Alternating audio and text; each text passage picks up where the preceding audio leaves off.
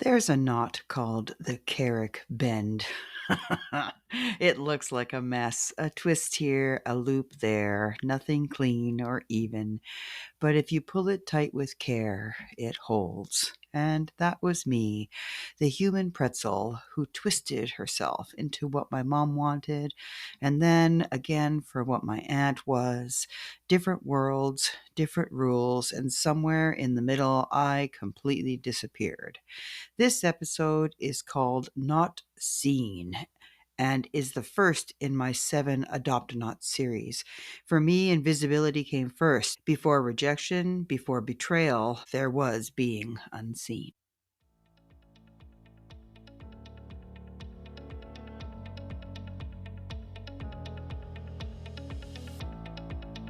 Well, hello, darling, and welcome to the Just Jax podcast. Hi, I'm Jax, and I help you find the can in your cat.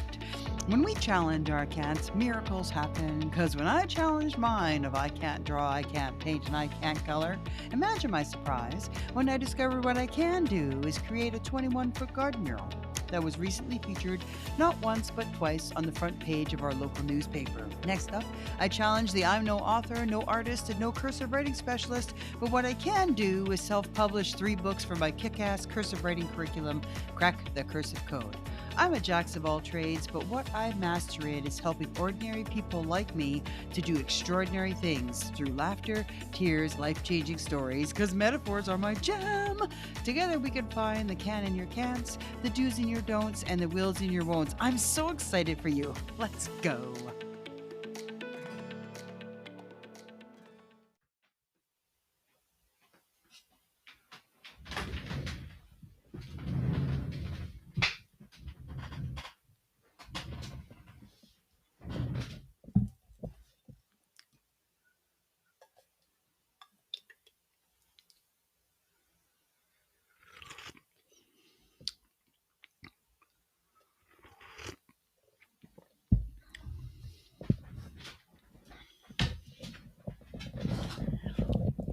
Well, hello, my darlings. Let's start this podcast by a new definition of a word that I have created, and it is the word adopt-a-not.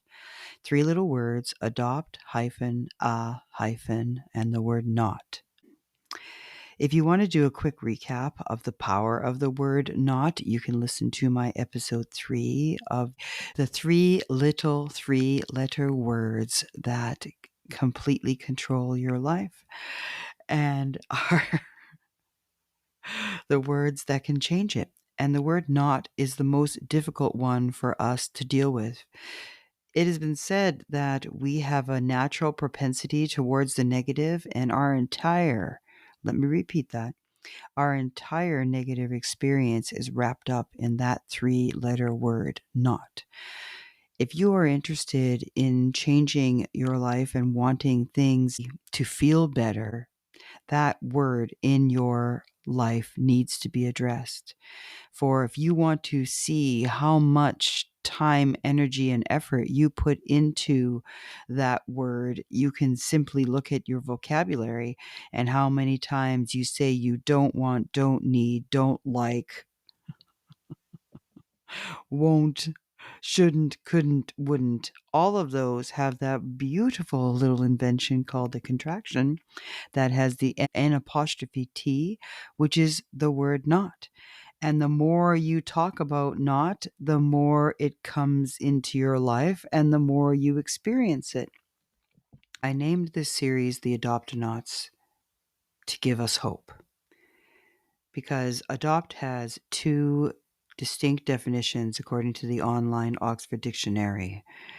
The first one, we normally have the picture of adopt is when we bring a child or a pet into our family and we treat them as if they're our own. It can seem as if there was no separation at all, which has fantastic experiences in the love and joy and harmony department, but it can also be fucking miserable when you're in an environment where they force you to adopt their mindset of thinking through fear, manipulation, violence, anything like that.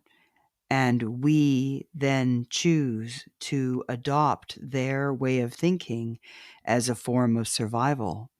And we forget that we adopted it in the first place. And in this case, we can actually give it back. My invisibility started right from the get go. And you know how I can tell? Because if I listen to my mother's stories about what it was like when I came into this world, I hear about this high level of stress that my mother endured, that she had foster kids and that she was babysitting 5 kids and that we had boarders and we had tons of people in the house, and I was quiet and sensitive, and those two things combined together usually are a recipe for disaster when it comes to wanting to be seen.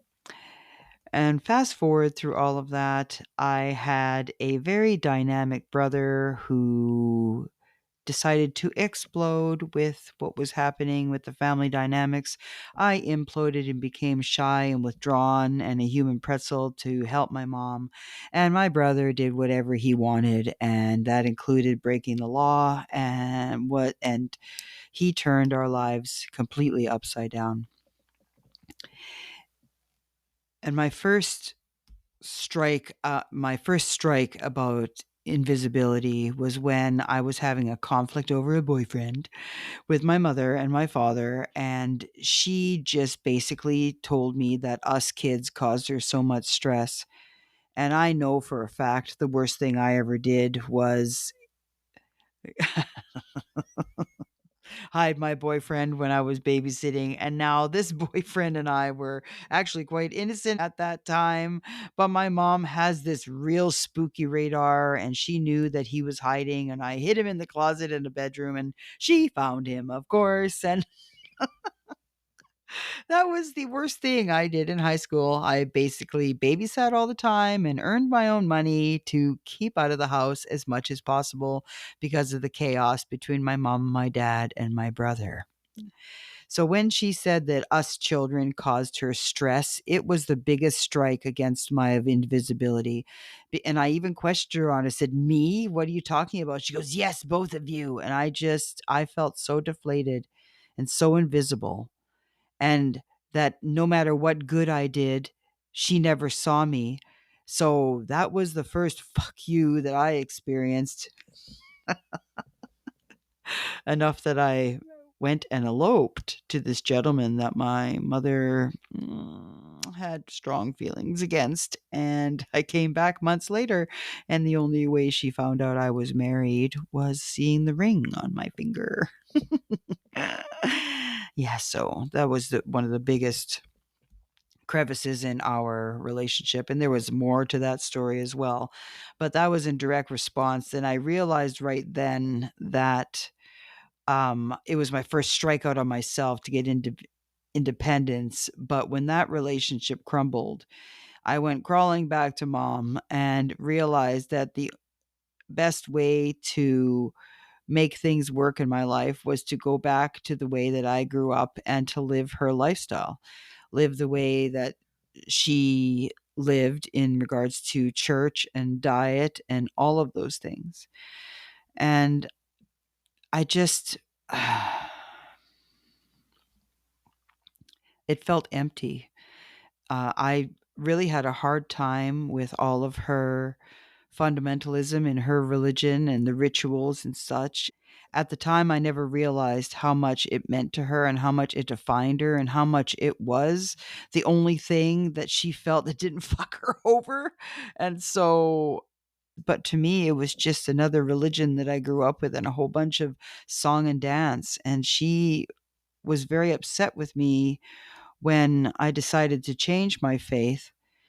And my retort to her was horrible, but it was true because there was no reason I wanted to have anything to do with her religion because as far as I was concerned, it was miserable. It just kept her absolutely fucking miserable and a servant to these horrible things. And I'm like, no, thank you. I'm out. So then the next step I went to was to camouflage to my aunt because she just seemed so powerful and so put together. and she just knew exactly who she wanted to be and the direction. And it was so nice to be around a woman that knew what she wanted. And I really wanted to emulate that. And that went on for what, 3 or 4 years. I completely lost myself in what my aunt's description of that religious experience would be. And it was comfortable being there. It was comfortable no longer having to make the decisions. And it was fun judging people all the same way. Being in a camaraderie, being in a group, being actually feeling like I fit in.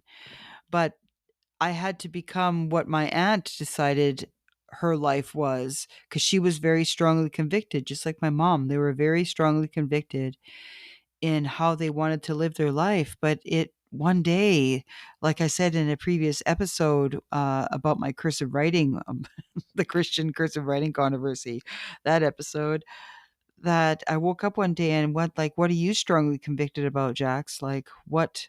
Didn't even go by Jax then. What are you strongly convicted about, and who are you?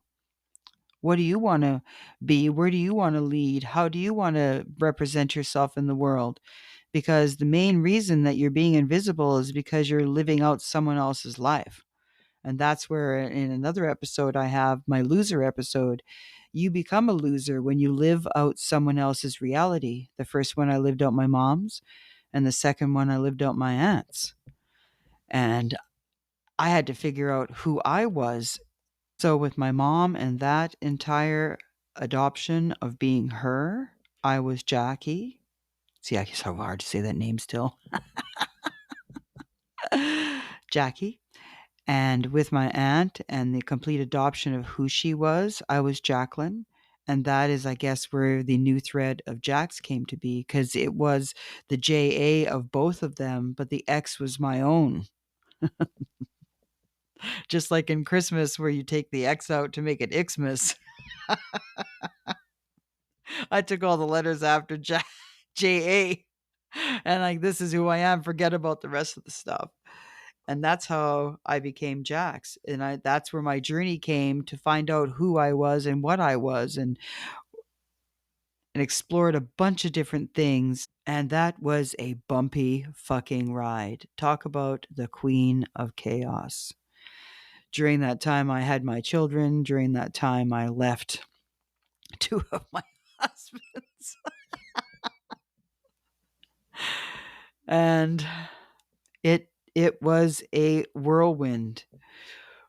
But my invisibility, even though I was being loud and present, the invisibility was still quite strong, because in that shedding of those skins, I still had a bit of a chameleon phase. And I learned and gave myself some grace that that's what children actually do, is you chameleon yourself after the people that influence you.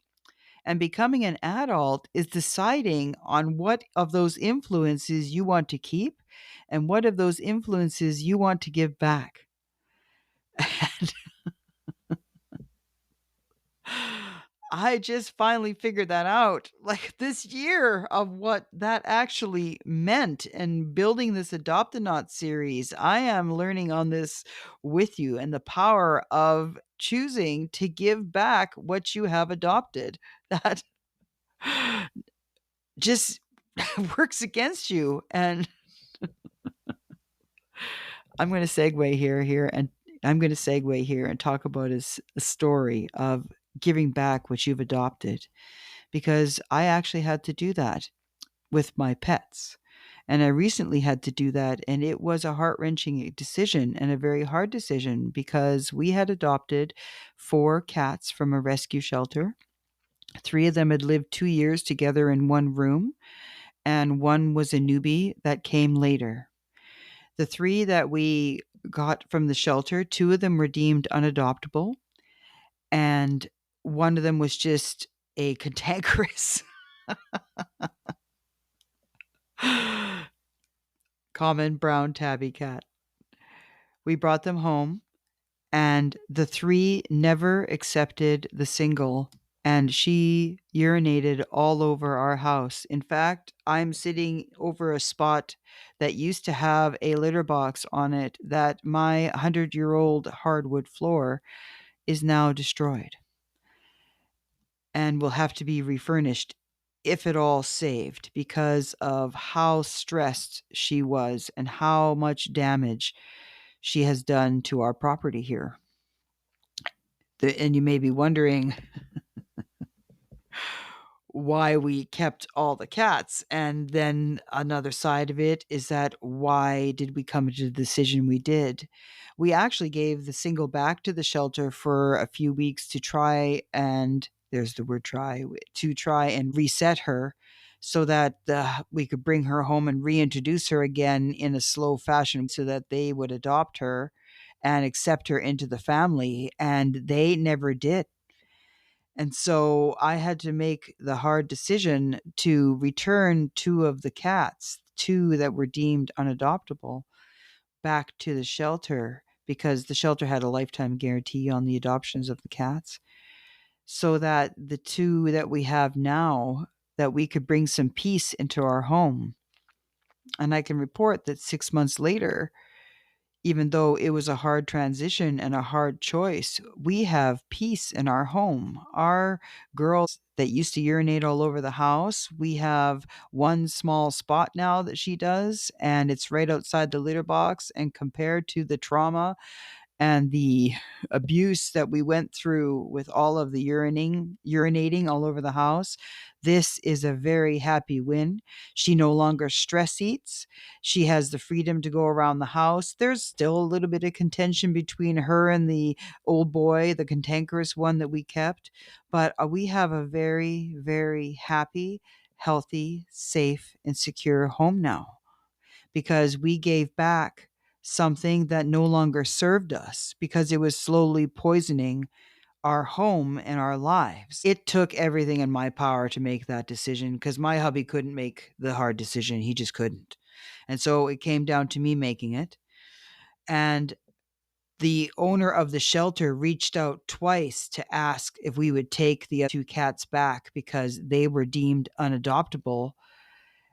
And I had to stand my ground and decide what was more important, the cat's feelings or my own, the cat's mental health or my own. And I won because I realized that I needed to live in a house where I no longer had to listen to my husband's excrement report whenever he came home of where and when the urine was, because it was a hunt every day of the multiple spots where we had doggy pee pads all over the home. We had walked on them continuously because we never knew where she was going to go.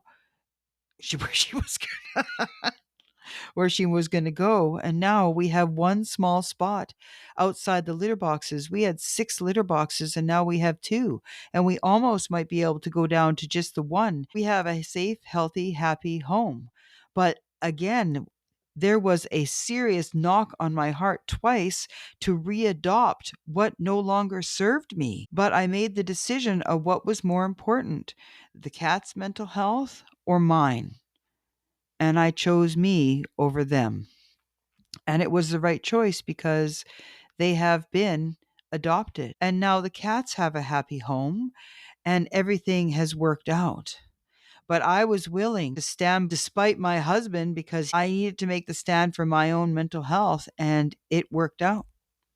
It worked out exactly the way I needed to. You may see a common thread here is that I had to choose what was right for me and my mental health in all 3 experiences.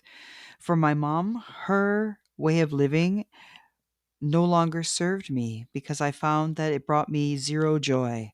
With my aunts, it gave me a sense of community and it made me feel within myself that I can belong. I now learned that I can belong. But I needed to be invisible to do that. So I got I got some of what I wanted, but at the same time, in order to do that, I had to lose me, and that is no longer an option. And that was where the Jacks came into it. But shortly after I became Jax and all that chaos, I still was invisible. And to give credit to the people that I'm around, I love to be countless different people. And that could be because I have a schizophrenic dad. And I was just having this discussion with someone yesterday, that why is schizophrenia always bad? I guess we show the negative signs of it because it's supposed to be a disorder, but if our brain does that naturally, that it can split like that, then why does it always have to be bad? Why can't we just become different people in the positive way where you just walk away from the old shit and move on? Isn't that the best form of schizophrenia? You leave that old part of yourself and you just become this new person. But isn't that what we want to do? We want to split off from the old and become someone new, and that's okay. And if that's the positive side of schizophrenia, then I will take it. But being someone that expresses themselves creatively makes it very difficult for people to label you and put you in a little box and see you, because repetition is how we learn. So, like with my husband, who's had very similar haircuts and style the entire time I've met him, he's very easy to see if you know what you're looking for because he always looks the same. But for me, I wear my hair straight and curly. I have glasses. I have hats. I am someone who wears different colors. I wear bright colors, genres of and times and wardrobe choices. I'm constantly wearing and being something different and on the move and very fluid, and that makes it very difficult for people to identify and recognize. And with that freedom comes a cost, and the cost is invisibility, because there's nothing consistent about what I do at all. Now, my inner wallflower is going, well, I call bullshit, Jax, because I feel completely deflated now. Because are you saying that even if I am as bright and as bold as I can be, I'm still going to be invisible? Well, yes. The answer is yes to that. And I'm going to tell you why. First of all, when you feel that being the opposite of who you are is going to make you happy, that is your first mistake. If my very first self help adventure was a weekend called the Omega Workshop, and it had you do very challenging mindset games to see what paradigm your thought processes were. And we had this exercise that I remember, that we had two sets of groups, and each group was in a circle, and one circle was inside the other circle, and the inner circle stayed still and the outer circle moved around, so that you had 3 minutes to tell your life to this person and say why you're here. For me, I was easy because I had a dumpster fire life full of choices that I could just throw out there. I've been married 3 times, blah, blah, blah, did all these things. And at the time, it was three. I digress. And a woman came up to me and she started telling me that she was struggling with whether or not to tell her family that she was a homosexual, or at least wanting to experiment with that. And I went, "Well, are your parents divorced?" "No." "Are you close with your parents?" "Yes, very. We're like best friends." I said, "Well, do you have siblings?" I said, she goes, "Yes." "And how are you with them?" "Well, I have great siblings." I said, "What about your job?" "No, I have a fantastic job." And I'm like, my mind was like, then why the fuck are you here? It was so deflating for me. I'm like, there is no hope. So if you're telling me I have a great family and I have a great support system and I have a great job, that I'm going to still be miserable and searching for myself. And the answer was yes, because they may be someone else's answer to happiness. Yours could be that you live on a boat in the middle of nowhere because that's what makes your soul happy. The biggest case of invisibility is when you refuse to live authentically. Because are you being rejected for you, or are you being rejected for the adopted parts of yourself? Because if they are adopted and really truly never to be yours, then they're going to feel incongruent. So when people come around you, that they're going to feel something that off about you. And they'll have a hard time putting their finger on it is because you're living a lie within yourself. And that lie energy gives off bad vibes. You may wonder why people treat you badly. Well, are you really authentically being yourself? Are you afraid to shine? My invisibility ran really deep. There was the time when I was very much into soap operas. And one of the biggest plot lines of a soap opera is a antagonist or a villain would come in and they would duplicate a main character. They've done this very successfully in the Mission Impossible movies, where they undergo some type of transformation to trick the people into believing that they are someone they are not. And I had this fear that if someone duplicated me, no one would be able to tell the difference. And I carried that shame with me for the longest time until I realized that I needed to find out what made my heart happy. Because when I am in my light and I am shining, people see me, they see the light. And that is the answer to being seen. And if you're looking on the media or outside or in your family or anything like that for your happiness, you may be looking for light in all the wrong places. And that is the problem, is that you need to find what lights you up. And when you are seen for what lights you up, people will want that light, and then you can decide. There is a flip side on this. Another reason that you could decide to keep your light small is, what pictures do you have in your mind of when you're finally seen? Does that mean that you're going to be attacked? I have a girlfriend of mine that is constantly, whatever she talks about, oh, well, you could be attacked, or your house could be attacked, or your boat could be attacked, or your car could be attacked, or oh, you're seen means being attacked. Or what about scenes being manipulated? Oh, if I have something great, everyone's going to want to come and get something from me, and they're going to lie to me to get what I want. Or I'm going to be treated as an object to say I have everything I want. I want to be beautiful and I want to be fit, but no one's going to take me seriously. Or they only want me for my money, or I become powerless because someone else can control me over being seen. Like, what? If you look in the media, there's a lot of people that show you how ugly it is to be seen. And most of our movies are about being seen in a way that is painful, manipulated, or ugly. Or I guess ugly is all of it. So, what picture do you have of being seen? For me, I know that when I start wanting to be seen, there's a part of myself that I would really like to keep unseen. And she is something to deal with. And I need to find a safe story about being seen. And currently, I am living a life of being invisible because it is the safest for me. I will continue to use my invisibility to keep me safe, healthy, happy, and secure. After all of that heavy stuff, I have to tell you my best invisibility story, where I have been the most invisible. There was a time in my life when I was pretty heavily involved in the Calgary ball hockey scene. Actually, my boys and I were one of the founding families that started that entire movement there.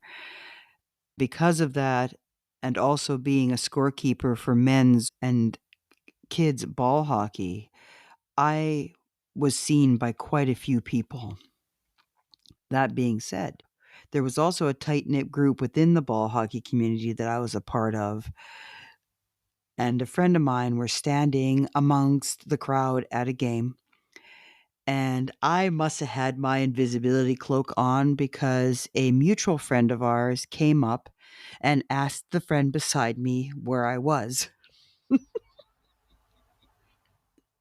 And I was just flabbergasted because I'm standing right in front of you, like, look, bitch, I'm right here. And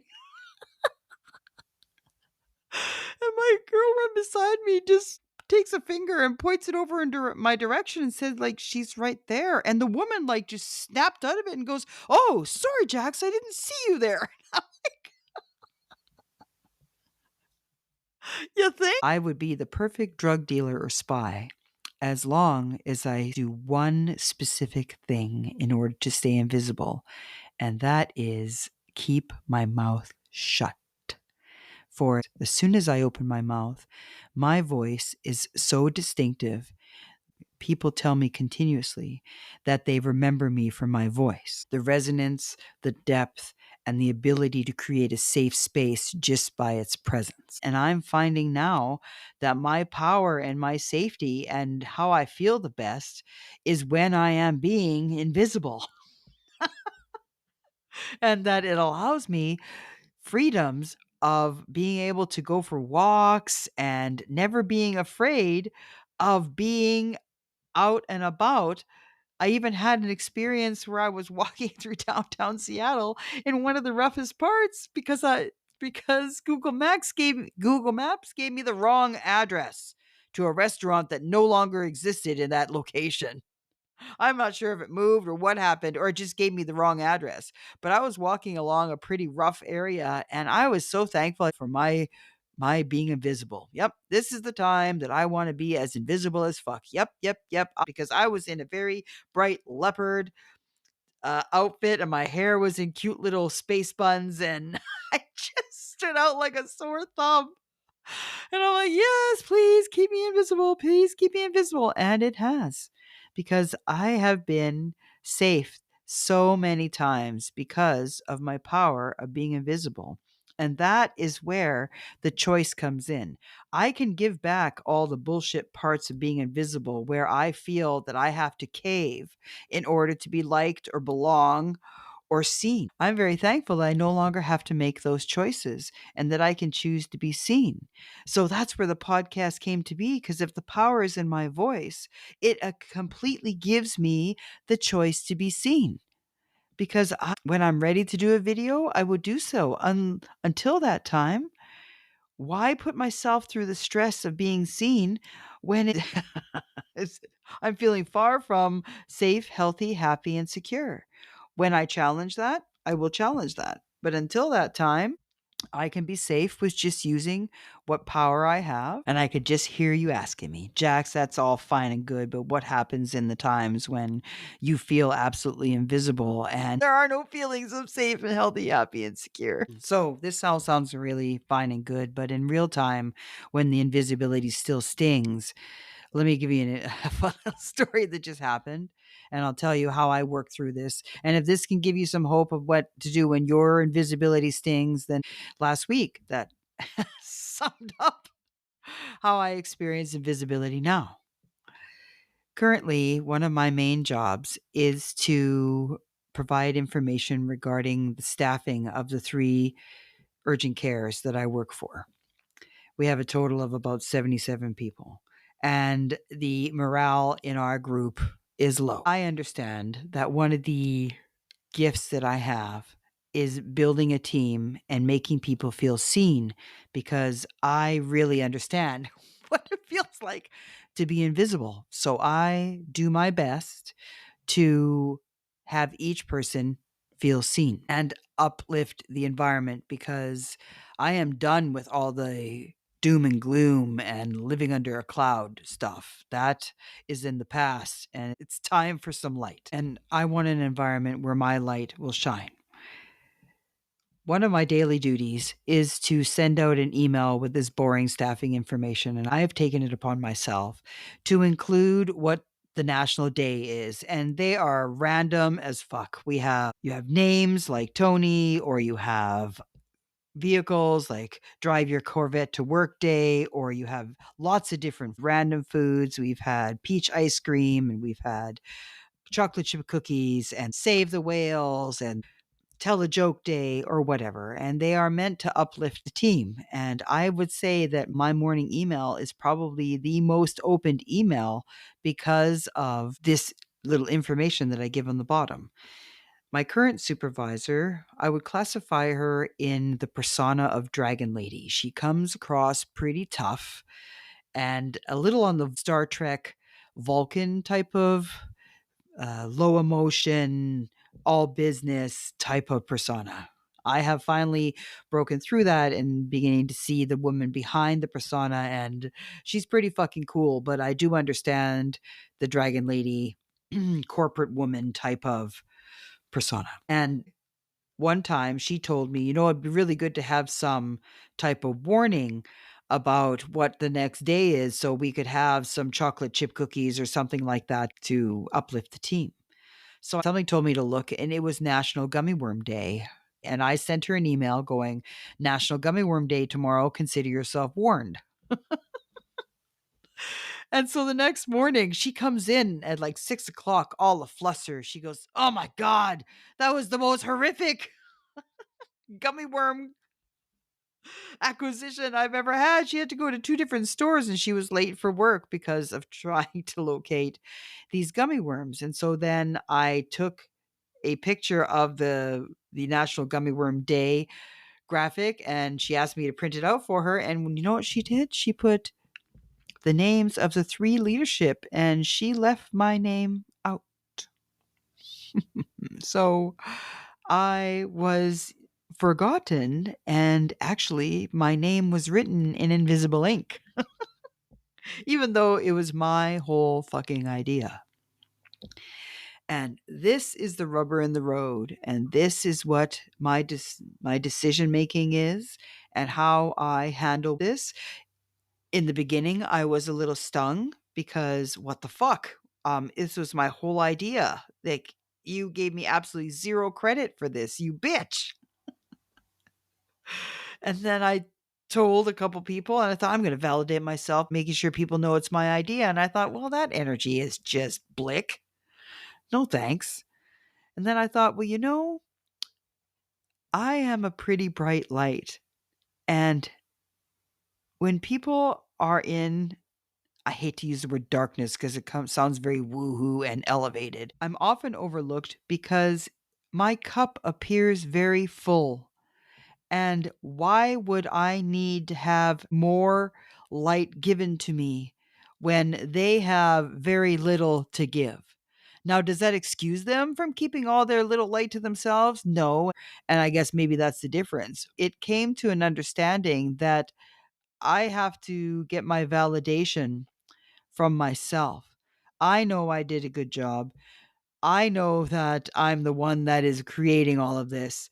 And she may be able to share some of my light and she might get somewhat of a tan from it, but I am the source of the light and I will continue to shine. I can either build our relationship or I can destroy it. I can look for the validation and demand it now instead of looking at what the light actually did. There has been no playfulness from that woman for a very long time.